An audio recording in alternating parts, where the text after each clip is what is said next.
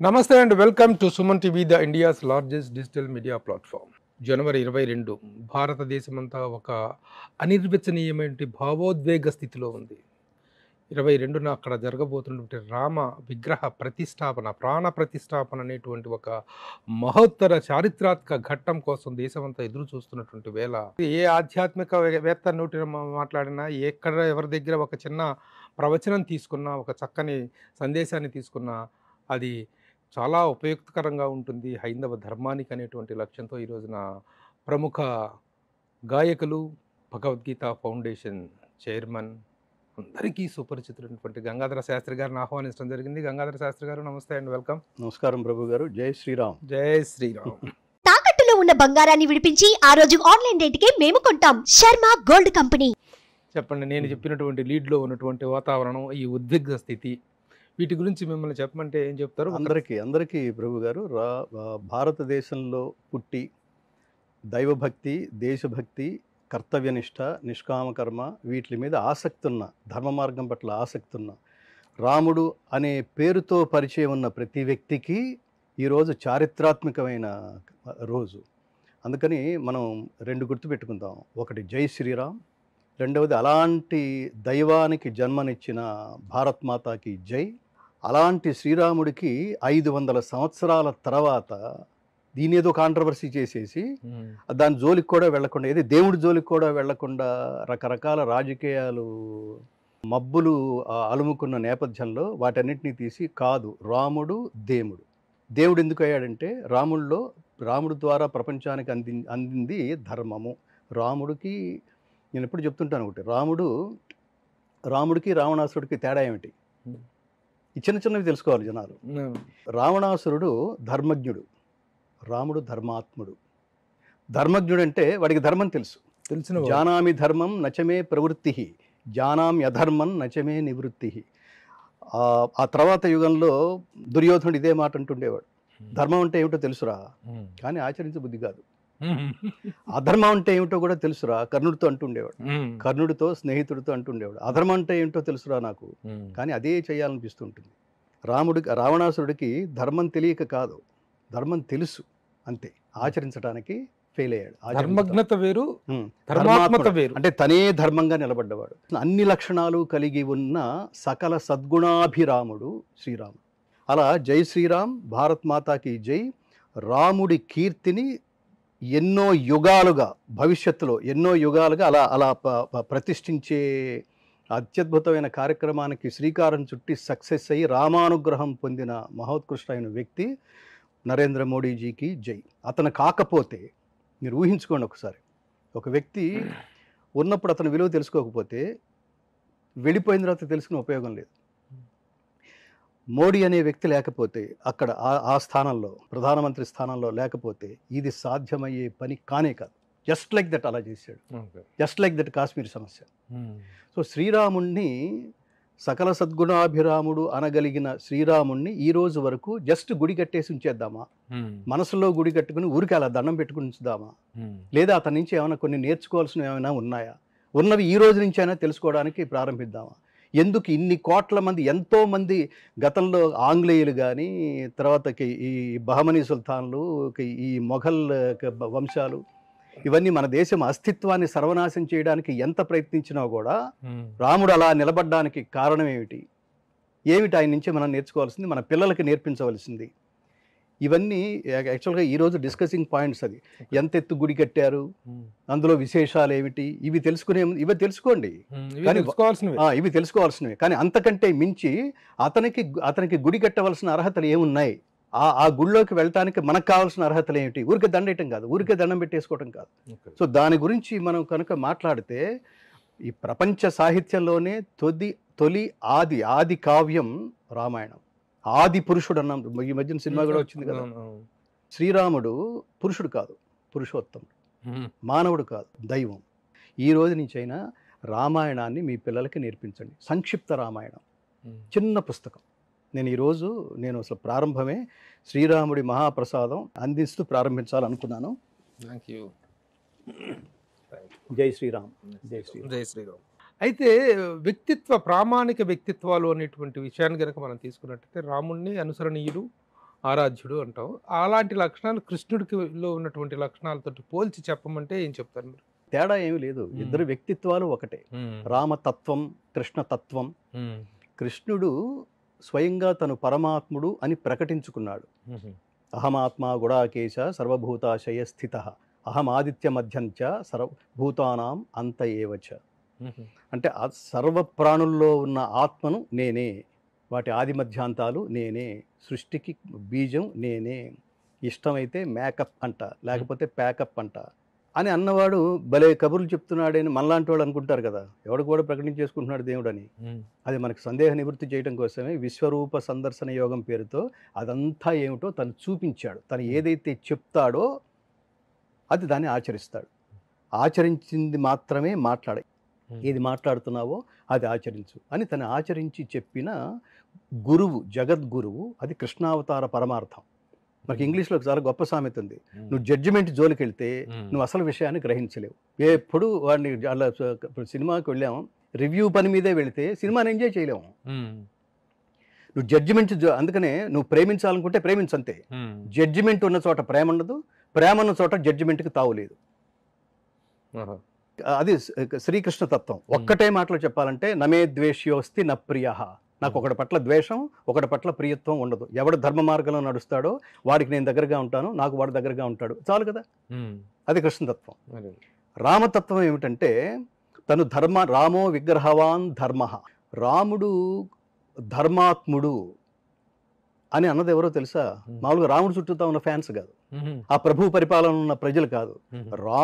రాముడిని తన శత్రువుగా భావించి రాముడు చేసే ప్రతి కార్యాన్ని నాశనం చేయడానికి సంకల్పించిన రాక్షసులలో ఒకడు మారీచుడు. మారీచుడు అనే రాక్షసుడు రావణాసుడికి ఒక సందర్భంలో తలంటి పోస్తూ, నువ్వు అసలు ఆయన పట్టుకుంటే నాశనం అయిపోతావు, మసి అయిపోతావు, అది ధర్మాత్ముడు, ఆ మార్గం వేరు, అందులోకి వెళ్ళి నువ్వు చాలా తప్పు చేసావు, సీతను తీసుకురావడం ఏమిటి, పరస్త్రీ మీద కన్నేయటం ఏమిటి అని రాక్షసుడు.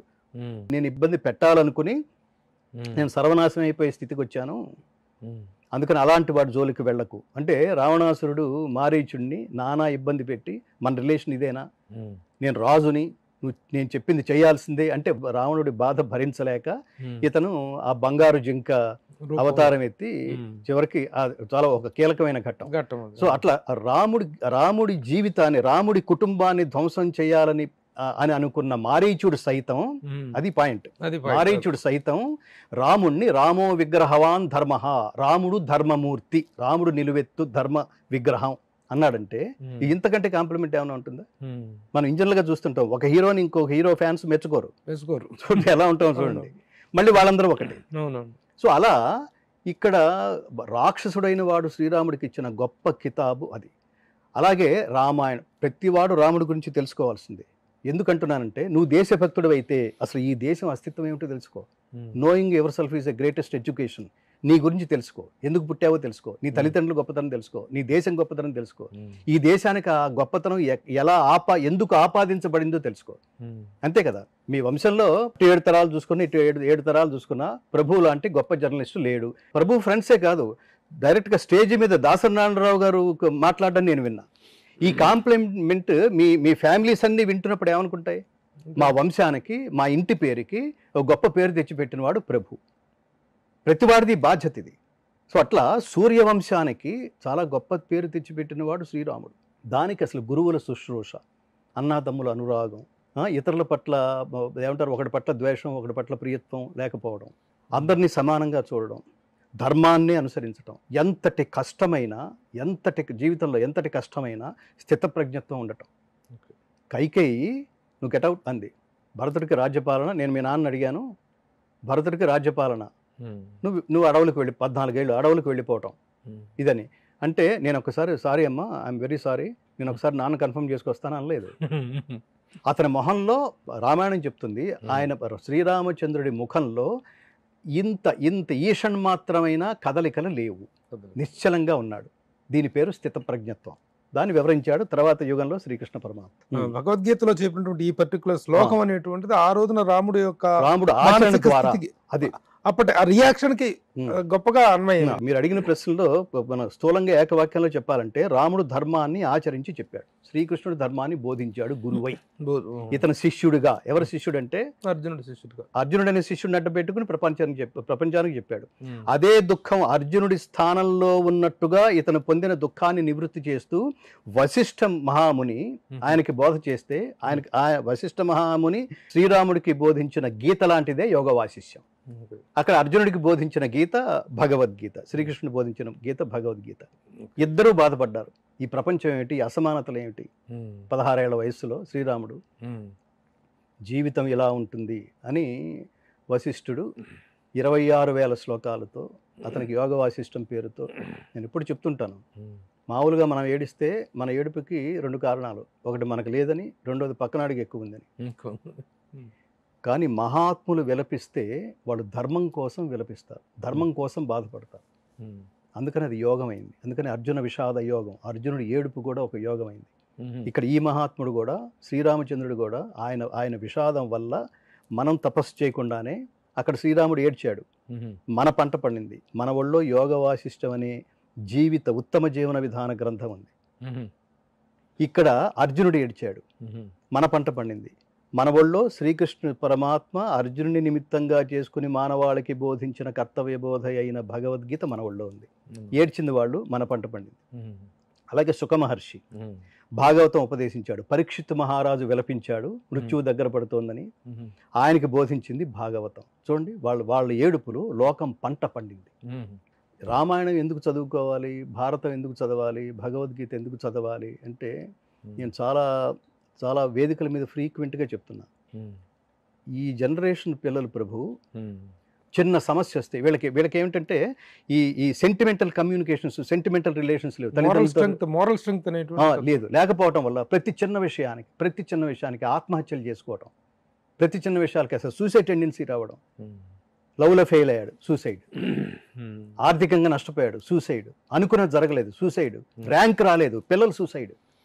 వీళ్ళందరికీ చిన్నప్పటి నుంచే రామాయణం ఏమిటో చెప్తే మహారాజు చక్రవర్తి అయ్యండి. ఇప్పుడు మనం అనుకుంటున్న భారతదేశం కాదు, అది అవిభక్త భారతదేశం. అది ఇంకా అసలు అంటే ప్రపంచానికి అయోధ్య కేంద్రం అలా ఉండేది.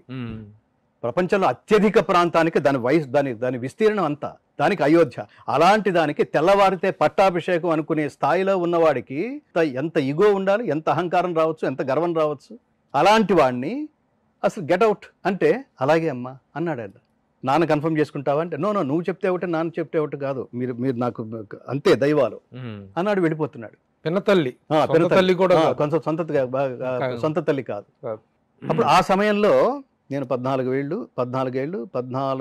నిమిషాల్లాగా గడిపేసి వస్తా, నువ్వు ఉత్తమ అమలు జాగ్రత్తగా చూసుకో, ఓకేనా, ఆల్ ది బెస్ట్ అని చిరునవ్వుతూ అంటుంటే, సీత అమ్మ అని ఎందుకన్నావంటే, ఎందుకని నీకేమన్నా, నీకు ధర్మం తెలుసు కదా, ధర్మమూర్తి, భర్త ఎక్కడుంటే భార్యకి అక్కడే సుఖము స్వర్గం కదా, నన్ను ఇక్కడ ఉండమంటా ఏమిటి, నేను నీతో రావడం కదా ధర్మం, నువ్వు ఎక్కడుంటే నాకు అక్కడే సుఖం. దీని నుంచి మహానుభావులు అంటారు, అధిక దుఃఖమైన ఆనందమైన కలసి చెమ్మగిల్లు కనులు రెండు, ఆలుమగల జంట అట్లున్న ఎప్పుడే సౌఖ్య జీవనము సాధ్యమగును. సీతారాములు ప్రపంచానికి చెప్పింది అది. నారాయణ రెడ్డి గారు కూడా స్త్రీ గురించి ప్రస్తావించమంటే, నా దేశం భగవద్గీత, రెండో వాక్యం, నా దేశం అగ్ని పునీత సీత. అగ్నిలో దూకుతుంటే ఇవన్నీ చిన్నవన్నీ తెలుసుకోవాలి. అగ్నిలో దూకుతుంటే నో అంటలేదు శ్రీరాముడు, అలా చూస్తున్నాడు అంతే.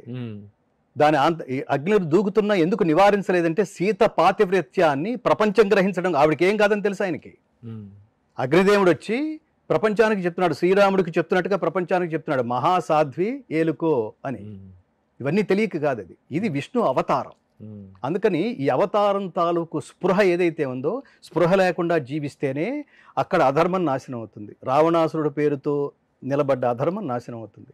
అందుకని తను ఎప్పుడు తన జీవిత కాలంలో ఎప్పుడూ దైవంగా తను ప్రకటించుకోలేదు. జ్ఞాని దైవస్వరూపమే కాబట్టి ఇంతటి మహాజ్ఞానిని మనం దైవంగా కొలిచాం. దేవుడే మానవ జన్మ ఎత్తాడనేటు చెప్పుకోవటం వెనక ఉన్నటువంటి పారమార్థికమైనటువంటి ఆలోచన ఇది. ఒక మనిషికి ఉత్తమ జీవన విధానాన్ని బోధించడం కోసం, ఉత్తమ ప్రామాణిక వ్యక్తిత్వం కోసమే రామావతారాన్ని రాముణ్ణి మనం ప్రామాణికంగా తీసుకుంటున్నాం. ఖచ్చితంగా మానవ జీవిత సంస్కారాలని అడుగడుగున ప్రతి క్యారెక్టర్తో, రామాయణంలో కనిపించే ప్రతి పాత్రతోనూ జీవితం అంటే ఇది, భక్తుడంటే ఇలా ఉండాలి, బంట్ అంటే ఇలా ఉండాలి, స్నేహితుడంటే ఇలా ఉండాలి, భర్త అంటే ఇలా ఉండాలి, సోదరులంటే ఇలా ఉండాలి. ఇప్పుడు ఔరంగజేబు ఆ సీట్లో కూర్చోవడానికి తమ్ముళ్ళని చంపేశాడు, సోదరులను చంపేశాడు, తండ్రిని చంపేశాడు. ఒకసారి పోల్చి చూసుకోండి. నువ్వు లేకపోతే అన్న నువ్వు కదా అక్కడ కూర్చోవలసింది, మేం కాదు కదా. అందుకని నన్ను కూర్చోమంటున్నావు కదా, నువ్వు బలవంతం చేస్తున్నావు కదా, అయితే నేను ఒక పని చేస్తా, నీ చెప్పులు నువ్వు వచ్చేంత వరకు అవే పాదుకా పట్టాభిషేకం పేరుతో అవే రాజ్యాన్ని పరిపాలిస్తాయి. మేము బంటులాగా ఉంటాం, సేవకులాగా ఉంటాం, సైనికులాగా పనిచేస్తాం. ఎంత ఐడియాలజీ అది, ఎంత సంస్కారం అది, ఎంత గొప్ప అనుబంధం అది, ఎంత గొప్ప ధర్మం అది. ధర్మం అంటే తెలుసుకోవాల్సింది. ఇప్పుడు నాకు ఒక ఉదాహరణ, లక్ష్మణుడు గొప్ప తమ్ముడా, భరతుడు గొప్ప తమ్ముడా? అందరూ అంటే వాళ్ళ పోస్టుల్ని అద్భుతంగా ప్రపంచానికి వాళ్ళు అలా ప్రవర్తించి, అంటే రాముడు నడిచిన వాడు 14 సంవత్సరాలు భార్యను వీళ్ళని వదిలిపెట్టి, అతని కంటే శిక్ష రాముడి కంటే శిక్ష. అందరూ రాముడిని ప్రేమించారు. వీళ్ళల్లో వీళ్ళు ఎక్కువ వీళ్ళు తక్కువ అని చెప్పలేము. రాముడు కౌసల్యకి జన్మించిన వాడు రాముడు, సుమిత్రకి జన్మించిన వాడు లక్ష్మణ శత్రుఘ్నుడు, కైకేయికి జన్మించిన వాడు భరతుడు. సో సవతి తల్లికి జన్మించారు, పినతల్లికి జన్మించారు అని అట్లా చూడడం అనేది లేదు. దశరథుడికి రాముడి పట్ల అత్యంత ప్రేమ ఎక్కువ అని అసూయపడ్డ క్షణాలు లేవు. అసలు ఆ యుగం వేరు, ఆ ఆలోచనలు వేరు. వాళ్ళ నుంచి నేను దేనికి చెప్తున్నానంటే, అలాంటి శ్రీరాముణ్ణి ఆదర్శవంతంగా తీసుకోవటం వల్ల ఏం జరుగుతుందంటే రామరాజ్యం ఏర్పడుతుంది. ఇప్పుడు మనం ఇవాళ ఆశించవలసింది ఏమిటంటే, రాముడికి గుడి కట్టాం, నెక్స్ట్ రావాల్సింది రామరాజ్యం. పిల్లలకి తెలుసుకుంటున్నాం, నాన్న ఎన్ని కష్టాలు వచ్చినా తెల్లవారితే అప్పటిదాకా హంసతూలికా తల్పాల మీద భోగాలు అనుభవించిన శ్రీరాముడు తర్వాత క్షణం అసలు తను కల్లో కూడా ఊహించలేంది అది. తర్వాత క్షణం కటిక బండల మీద అరణ్యంలో ఎప్పుడు తింటాడో, ఎప్పుడు పడుకుంటాడో, నిరంతరం జంతువుల మధ్యలో, క్రూర జంతువుల మధ్యలో పడుకోవాల్సిన స్థితిని రాముడు ఊహించగలిగాడా? ఆ స్థితిని కూడా ప్రిపేర్ అయ్యాడేంటి అంటే, జీవితంలో ఎలాంటి పరిస్థితి వచ్చినా ఎదుర్కోగలిగే మానసిక స్థైర్యాన్ని కదా శ్రీరాముడి నుంచి మన జనరేషన్ నేర్చుకోవాల్సింది. చిన్న వాటికి ఆత్మహత్యలు కాదు, చాలా ప్రశాంతంగా. రాముడు స్మితోత్తర భాషి, శ్రీకృష్ణుడు స్మిత పూర్వాభిభాషి. ముందు నవ్విన తర్వాత మాట్లాడతాడు కృష్ణుడు, మాట్లాడిన తర్వాత నవ్వుతాడు శ్రీరాముడు. అందరూ లోకం అంతా క్షేమంగా ఉండాలి అని నిరంతరం లోకం కోసమే ఆలోచించి, నహి కళ్యాణకృత కశ్చిత్ దుర్గతిని తాత గచ్చతి. మంచి పనులు, లోకం కోసం మంచి పనులు చేయడమే మానవ జీవిత పరమార్థం. స్వార్థం అనేది వదిలిపెట్టు. శ్రీరాముడి నుంచి నేర్చుకోవాల్సింది స్వార్థం లేదు. కుటుంబం పట్ల అనురక్తి, బాధ్యత, ఇవన్నీ ఎందుకు చదవాలంటే రాముడి గురించిన పూర్తి ఇన్ఫర్మేషన్ కావాలి. రాముడు హైట్ ఎంత? 8 అడుగులు. హనుమంతుడు చెప్తాడు సీతమ్మకి బంట్ అంటే ఎలా ఉండాలని ఆంజనేయుడు క్యారెక్టర్ చెప్తుంది. Sincere worker. చూసారమంటే కాల్చొచ్చాడనే ఒక మాట మనకు వినిపిస్తుంది, చమత్కారంగా వాడే, కానీ అందరూ చాలా సీరియస్నెస్ ఉంది.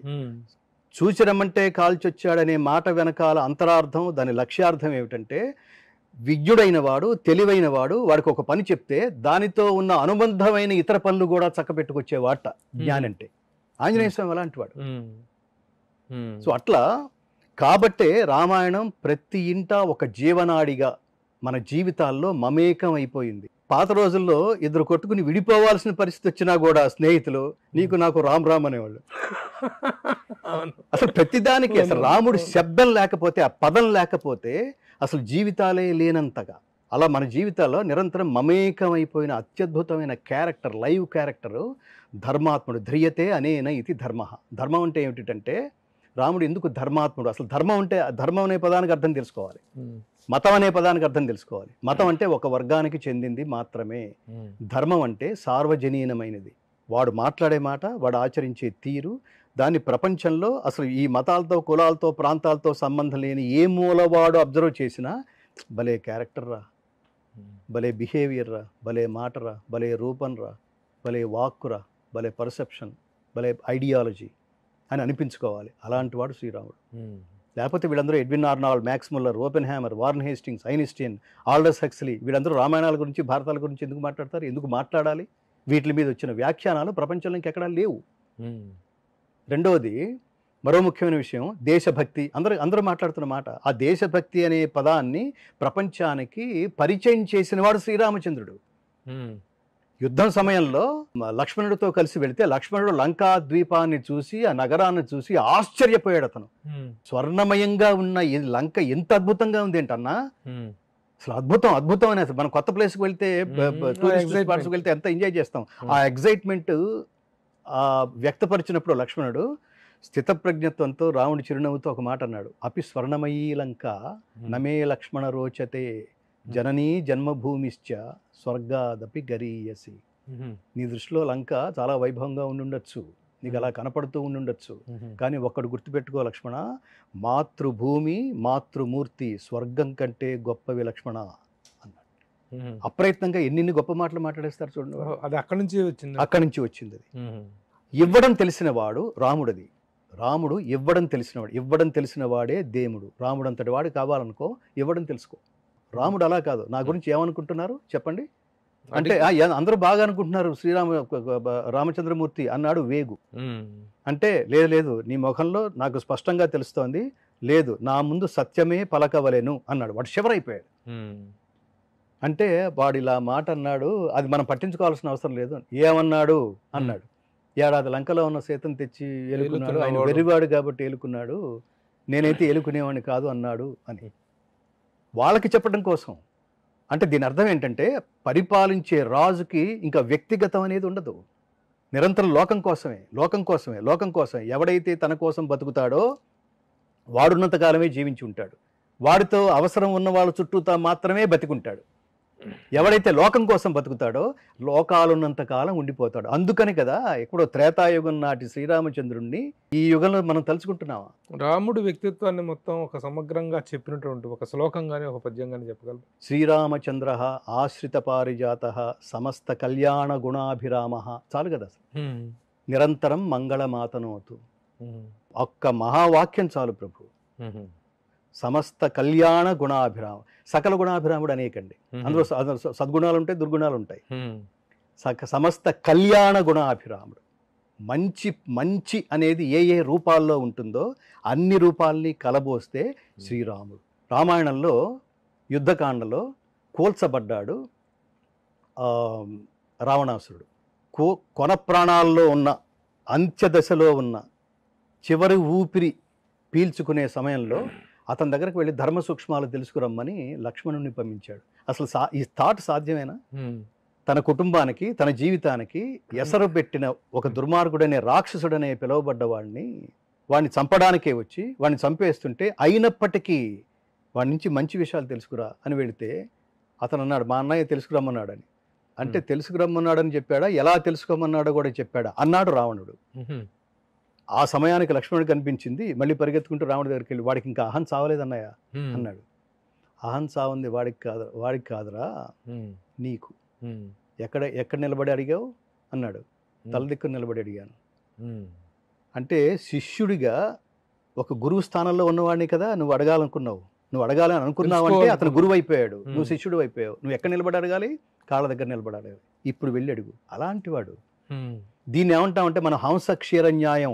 రావణాసురుల్లో రాక్షసుడిని మాత్రమే ప్రపంచం చూస్తే అతనిలో ఉన్న కొంత పర్సంటేజ్ సద్గుణాన్నైనా మనం గ్రహించవలసింది ఏమైనా ఉన్నాయా అని తెలుసుకునే ప్రయత్నం చేయటానికి పేరే హంస క్షీర న్యాయం. హంస ఏం చేస్తుంది? క్షీరాన్ని, నీరాన్ని వేరు చేస్తుంది. నాకు అతని నుంచి అతను ఏదైతే దుర్గుణం ఉందో అది పడగొట్టబడింది, ఏదైతే సద్గుణం ఉందో అది నేర్చుకోగలిగితే నేను తెలుసుకోవడానికి సిద్ధంగా ఉన్నాను. అసలు చాలు కదా ఈ ఒక్క మాట. ఇది తెలుసుకుంటే ఇంకా పార్టీ లేవు, కులాలు లేవు, మతాలు లేవు, జ్ఞానం చుట్టూతానే పరిగెడతాం. వాడు కులంతో, మతంతో, దీంతో మనకు సంబంధం లేదు. ఈ దేశం చాలా గొప్పది. మనకి మైనారిటీలను, ముస్లిమ్స్ అను, క్రిస్టియన్స్ అను, ఈ అందరినీ మనం అసలు మొత్తం కలిపేసుకోవడానికి కారణం ఏమిటంటే ఇదే ఐడియాలజీ. నమే ద్వేష్యోస్తి నా ప్రియ. మనకి ప్రియత్వం జ్ఞానాన్ని బట్టి తప్ప వాడి కులాన్ని బట్టో మతానికి బట్టో కాదు కదా. మనం ఎంత గౌరవించాం డాక్టర్ ఏపీజే అబ్దుల్ కలాం. వీళ్ళ మతాన్ని చూసామా? దాన్ని వాడుకోవడం కోసం చూసావా? మైనారిటీ వాళ్ళు అక్కడ కూర్చోబెట్టావా? కాదు. అది మహాజ్ఞాని. ఇప్పుడు ఈ దేశంలో 500 సంవత్సరాల క్రితం కొలగొట్టేసి తర్వాత 500 సంవత్సరాల నిరీక్షణ తరువాత రకరకాల పరిణామాల నేపథ్యంలో ఈ రోజున ఒక కళ సాకారం అవబోతున్నటువంటిది పరిస్థితి. అయితే ఎన్నెన్నో మత విద్వేషాలు, మత సంబంధమైనటువంటి సంఘర్షణలు, క్లాషెస్, న్యాయ పోరాటాలు ఇంత జరిగిన తర్వాత వస్తున్నటువంటి ఈ సమయంలో కూడాను ఒక సామరస్యపూరిత వాతావరణం అనేటువంటిది నెలకొనిబడింది అనేటువంటి నమ్మకం మీకు కుదిరిందా? ఖచ్చితంగా ఖచ్చితంగా. ఎందుకంటే ఎంతో దీనికి ఇచ్చేసినటువంటి అన్సారీ అవతల పక్షాన వాదించినటువంటి ఈ రామ జన్మభూమి విషయంలో వాదించినటువంటి మైనారిటీకి చెందినటువంటి న్యాయవాది అన్సారీ కూడాను చాలా ఇది ఒక గొప్ప చారిత్రక ఘట్టం, అది అయిపోయిన ఘట్టం అని చెప్పడం అనేటువంటిది చాలా ఆహ్లాదంగా, చాలా ఆహ్లాదం. ఈ దేశంలోకి వచ్చి కొన్ని వందల సంవత్సరాలు పరిపాలించేశారు. ఈ పరిపాలన ఇదంటావా? అందరినీ సమానంగా కన్నబిడ్డలాగా చూడటం కదా. ఛత్రపతి శివాజీ 300 ఏళ్ల క్రితం ఛత్రపతి శివాజీ, ఇవాళకి ఆయన జన్మదినం దేనికి చేసుకుంటున్నారు? చాలా మందికి తెలియని విషయం, ఛత్రపతి శివాజీలో సైన్యం 60% ముస్లింసే. ఆరాధించాడు అతను, అభిమానించాడు అతను. ఎవడైతే నా కన్న తల్లిని, నా దేశాన్ని, నా సంస్కృతిని, ఇప్పుడు మీ నాన్న, నేను ఎప్పుడు అదే ఉదాహరణ చెప్తుంటా, మీ నాన్నగారిని అంటే మీరు ఊరుకుంటారా ప్రభు గారు? మీ అమ్మనంటే మీరు ఊరుకుంటారా? మరి నా రామయ్య తండ్రిని అంటే నేను ఎందుకు ఊరుకోవాలి? ఎందుకు ఊరుకుంటున్నాను? రాజకీయాలు తీసేయండి, నాకు వీళ్ళ ఓట్లు కూడా కావాలంటే మరి 80% వాళ్ళ ఓట్లు మీకు అక్కర్లేదా? వీళ్ళు ఏమైపోయినా పర్లేదా? ఈ నిర్ణయం ఎందుకు మోడీ మగాడు అని అంటున్నావంటే అసలు మీ పర్సంటేజ్తో నాకు సంబంధం లేదు, మీరు ఓట్లు వైపోయినా పర్లేదు, నేను నా దేశపు అస్తిత్వాన్ని కాపాడుకుంటున్నాను. నేను అదే చెప్పదలుచుకుంది. బాటమ్ లైన్ ఆఫ్ రామాలయం నిర్మాణం ఏమిటంటే మన దేశపు అస్తిత్వాన్ని, మన దేశపు ధర్మాన్ని తర్వాత తరాల వాళ్ళకి చాటి చెప్పడానికి అతను చేసిన గొప్ప ప్రయత్నం, గొప్ప నిర్ణయం. అది ఎవరు కాదనలేనిది. అది జస్ట్ గుడి అంటే మీరు మతంగా చూడకండి, దీని ధర్మము. దాని ద్వారా అక్కడికి వస్తున్నారు. అక్కడికి వచ్చిన వాళ్ళు ఏం చేస్తారు? రాముడు దండం పెట్టుకుంటారు, ఇంకేం చేస్తారు? ఆ చుట్టూ గోడల మీద అంతా రాస్తున్నారు. ఇప్పుడు రామాయణంలో ముఖ్య ఘట్టాలు. ఇప్పుడు మిమ్మల్ని ఆహ్వానిస్తారు, డెఫినెట్గా ప్రభువుకున్న ఇమేజ్కి మీకు ఇన్విటేషన్ ఇస్తారు, మిమ్మల్ని ఆహ్వానిస్తారు, మీ మనవరాలను తీసుకెళ్తారు. మీరు ఇదేంటి నాన్న, ఈయనెవరు, తోకుంది ఏమిటి అంటే హనుమంతుడు అని చెప్తారు. హనుమంతుడు అంటే ఏమిటి అని అడుగుతుంది. హనుమంతుడి చరిత్ర అంతా అక్కడ కనిపిస్తోంది. హనుమంతుడి మీద నేను ప్రార్థించాలంటే ఏం చేయాలి తాతయ్య అని అడుగుతుంది. చూడనా, ఎత్ర ఎత్ర రఘునాథ కీర్తనం తత్ర తత్ర కృతమస్తకాంజలిం, మీరు చదువుతూ ఆ పిల్లకి నేర్పిస్తారు. ఇది కదా సంస్కృతి. మిగతావన్నీ మీరు నేర్పించక్కర్లా, స్కూల్లో నేర్పిస్తున్నాయి ఎంత డబ్బు సంపాదించాలో. దాని వెనకాల మీకు మన మానవ జీవన ప్రవృత్తి ఎలా కొనసాగించటం వల్ల, నైతికంగా ఎలా కొనసాగించడం వల్ల తరాలు తరాలు తరాలు మిమ్మల్ని గుర్తుపెట్టుకుంటాయో ఆ బోధ చేస్తున్నారు వీళ్ళందరూ. ఆ పట్టాభిషేకం సమయంలో విభీషణుని అడిగాడు, నీకేం కావాలి భీషణ అని. విభీషణుడు ఏమన్నాడు తెలుసా? నాకు ఆ రాజ్యం కావాలి, ఈ రాజ్యం కావాలి. ఇప్పుడు మా అన్నయ్య వెళ్ళిపోయాడు కదా, ఆ రాజ్యం అంతా నాకు అడగకపోయినా ఇచ్చేశాడు. ఇప్పుడు దానికి నిన్నే రాజుని చేస్తానన్నాడు, చేశాడు. తర్వాత సంగతి నీకేం కావాలని అడిగితే విభీషణుడు మనం జాతి నేర్చుకోవాల్సిన గొప్ప పాఠంలాగా గొప్ప మాట అన్నాడు.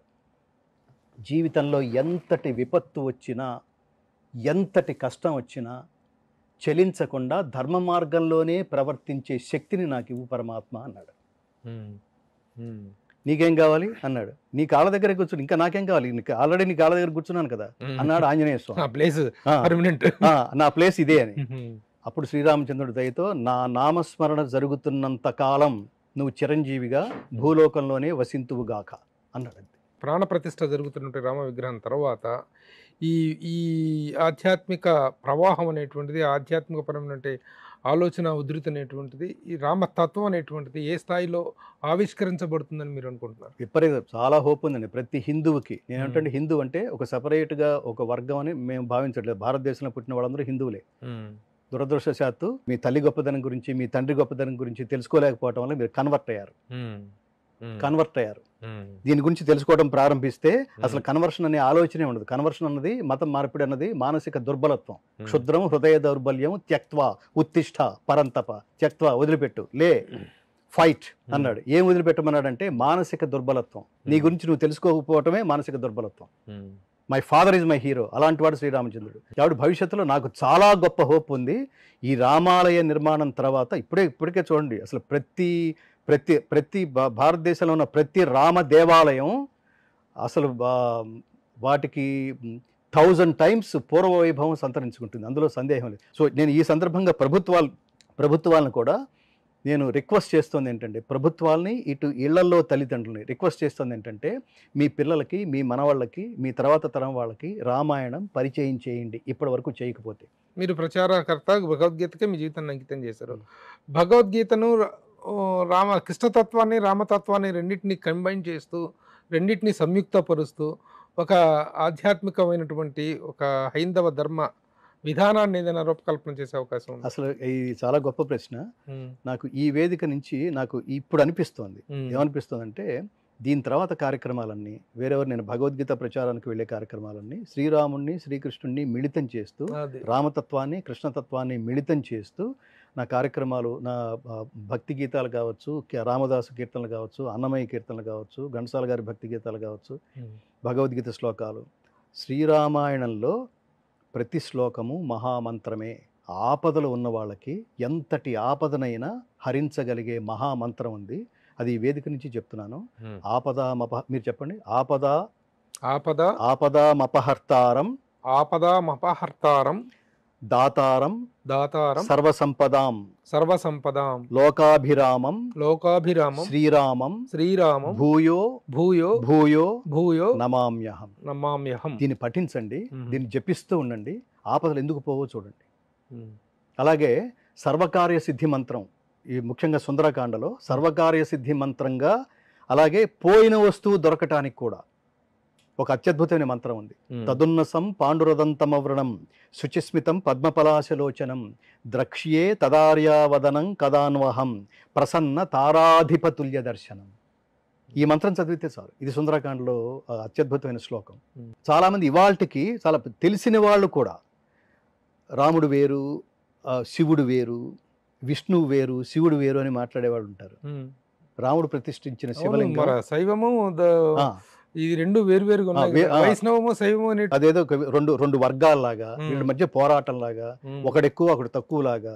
వీడిని శివుణ్ణి ఆరాధిస్తే అసలు మేము వాళ్ళు ఇంట్లోకి కాళ్ళు గడుక్కు రావాలి అనేవాళ్ళు. అసలు శివుడు ఫ్యామిలీని మొత్తం బాయ్కాట్ చేసేవాళ్ళు. ఇప్పుడు శివుడి దగ్గరికి వెళ్ళొస్తున్నావా, లేకపోతే వినాయకుడి దగ్గరికి వెళ్ళొస్తున్నావా, కుమారస్వామి దగ్గరికి వెళ్ళొస్తున్నావా, అలా వెళ్ళొస్తే మాత్రం రావడానికి వీలు. పర్యటనలోకి వెళ్ళినప్పుడు ఒక ఆయన ఇంట్లో ఫలానా స్వామీజీ మన ఇంటికి వస్తున్నారండి అంటే, తప్పకుండా రండి, మా మహద్భాగ్యం అని. మీ ఇంట్లో శివుడి ఫోటోలు ఏమైనా ఉన్నాయా అని అడిగేట రెండో మాట. ఉన్నాయని. మరి ఆయన వచ్చే లోపల మరి అవి తీసేయాలి. ఎవరు వస్తుంటే ఆయన వస్తుంటే అవి తీసేయాలి, ఆయన మందిరంలోకి రారు అని అంటే ఇతను షాక్ అయ్యి, అయితే మీరు వద్దులేయండి అన్నట్టు. ఇతను చాలా సీరియస్గా.